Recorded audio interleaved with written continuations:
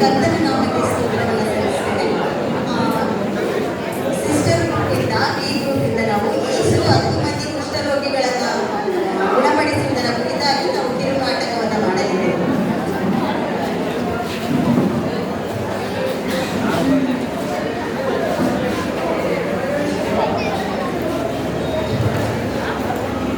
ಯೇಸು ಯೆರೂಸಲೇಮಿಗೆ ಪ್ರಯಾಣ ಮಾಡುವಾಗ ಸಮಾರ್ಯ ಗಲಿಲಾಯ ಸೀಮೆಗಳ ನಡುವೆ ಹಾದು ಹೋಗುತ್ತಾ ಒಂದು ಹಳ್ಳಿಗೆ ಬಂದನು.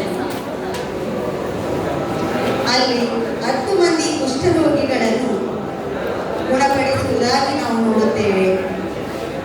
ಆ 10 ಮಂದಿ ಕುಷ್ಠರೋಗಿಗಳು ಯೇಸುವನ್ನು ನೋಡಲು ಬಯಸಿದರು. ಅವರಲ್ಲಿ ಒಬ್ಬ ಕುಷ್ಠರೋಗಿಯು ಒಬ್ಬ ದೇವ ಮನುಷ್ಯನು ಈ ಒಂದು ಹಳ್ಳಿಯಲ್ಲಿ ಬಂದಿದ್ದಾನೆ, ಅವನು ನಮ್ಮೆಲ್ಲರ ಕುಷ್ಠರೋಗಗಳನ್ನು ಗುಣಪಡಿಸಲಿಕ್ಕೆ ಶಕ್ತನಾಗಿದ್ದಾನೆ. ಆತನು ಅನೇಕ ಕುರುಡರನ್ನು, ಕುಷ್ಠರೋಗಿಗಳನ್ನು ಹಾಗೂ ಅನೇಕ ಪೀಡಿತರನ್ನು ಗುಣಪಡಿಸಿದ್ದಾನಂತೆ. ನಾವು ಕೂಡ ಅವನಲ್ಲಿ ಗುಣ ಹೊಂದಬಹುದು. ಈಗ ನಾವು ಕೂಡ ಹೋಗಿ ಅವನ ಹತ್ರ ನಮ್ಮ ಕಷ್ಟವನ್ನು ಹೇಳಿಕೊಂಡು ನಾವು ಸ್ವಸ್ಥರಾಗೋಣವೇ, ಬನ್ನಿ ಹೋಗೋಣ ಎಂದು ಹೇಳಿ ಯೇಸು ಇರುವ ಸ್ಥಳಕ್ಕೆ ಹೋದರು. ಯೇಸು ಬರುತ್ತಿರುವ ಮಾರ್ಗದಲ್ಲಿ ಆ ಕುಷ್ಠರೋಗಿಗಳಲ್ಲಿ ಕೆಲವರು ದೂರದಲ್ಲಿಯೇ ನಿಂತು, ಯೇಸುವೇ, ಗುರುವೇ, ನಮ್ಮ ಮೇಲೆ ದಯವು ಎಂದು ಕೂಗಿ ಹೇಳಿದರು. ಯೇಸು ಅವರನ್ನು ನೋಡಿ, ನೀವು ಹೋಗಿ ಯಾಜಕರಿಗೆ ಮೈ ತೋರಿಸಿಕೊಳ್ಳಿರಿ ಎಂದು ಹೇಳಿದರು.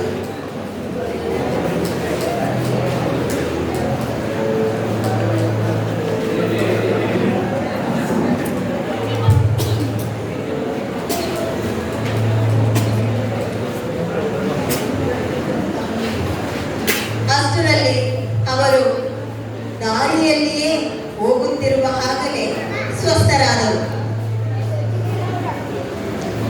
ಸ್ವಸ್ಥರಾಗಿ ಅವರೆಲ್ಲರೂ ಸಂತೋಷದಿಂದ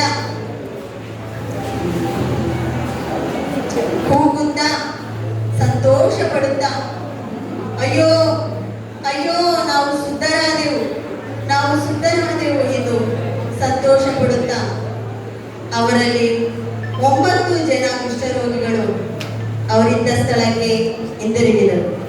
ಆದರೆ ಒಬ್ಬ ಕುಷ್ಠರೋಗಿ ಮಾತ್ರ ಆತನು ಮಾಡಿದ ಉಪಕಾರವನ್ನು ನೆನೆಸಿ ಅವನಿದ್ದಲ್ಲಿಗೆ ಹೋಗಿ ಮಹಾಶಬ್ದದೊಂದಿಗೆ ಹೀಗೆ ಹೇಳಿದನು, ಯೇಸುವೇ, ಯೇಸುವೇ, ಗುರುವೇ, ಗುರುವೇ, ನನ್ನ ಕುಷ್ಠರೋಗವನ್ನು ನೀ ಸ್ವಸ್ಥ ಮಾಡಿದ ನಿನಗೆ ಸ್ತೋತ್ರವಾಗಲಿ.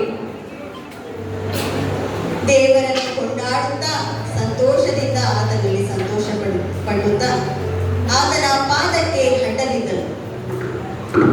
ಹೀಗೆ ಅವನು ಸಮಾರ್ಯದವನಾಗಿದ್ದನು. ಯೇಸು ಇದನ್ನು ನೋಡಿ, 10 ಮಂದಿ ಶುದ್ಧರಾದರಲ್ಲವೇ, ಮಿಕ್ಕ 9 ಮಂದಿ ಎಲ್ಲಿ ಎಂದು ಹೇಳಿದನು. ದೇವರನ್ನು ಸ್ತುತಿಸುವುದಕ್ಕೆ ಈ ಅನ್ಯ ದೇಶದವನೇ ಹೊರತು ಇನ್ಯಾರು ಹಿಂದಿರುಗಲಿಲ್ಲವೇ ಎಂದು ಹೇಳಿದನು. ಅವನು ಆತನನ್ನು ನೋಡುತ್ತಾ, ಎದ್ದು ಹೋಗು, ನೀನಿರುವ ಸ್ಥಳಕ್ಕೆ ಹಿಂದಿರುಗಿ ಹೋಗು, ನಿನ್ನ ನಂಬಿಕೆಯೇ ನಿನ್ನನ್ನು ಸ್ವಸ್ಥ ಮಾಡಿದೆ ಎಂದು ಹೇಳಿದನು. ಹೌದು ಪ್ರಿಯರೇ, ಆತನು ಮಾಡಿದ ಉಪಕಾರಗಳನ್ನು ನಾವು ನೆನಪು ಮಾಡಿಕೊಳ್ಳುವರಾಗೋಣ. ನನ್ನ ಮನವೇ, ಯೆಹೋವನನ್ನು ಕೊಂಡಾಡು, ಆತನ ಉಪಕಾರಗಳಲ್ಲಿ ಒಂದನ್ನು ಮರೆಯಬೇಡ.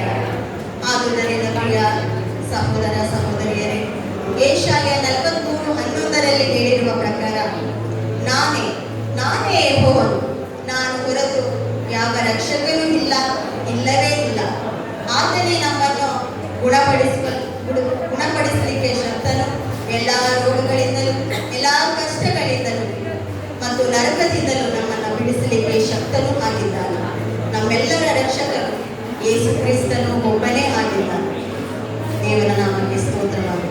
ಧನ್ಯವಾದ.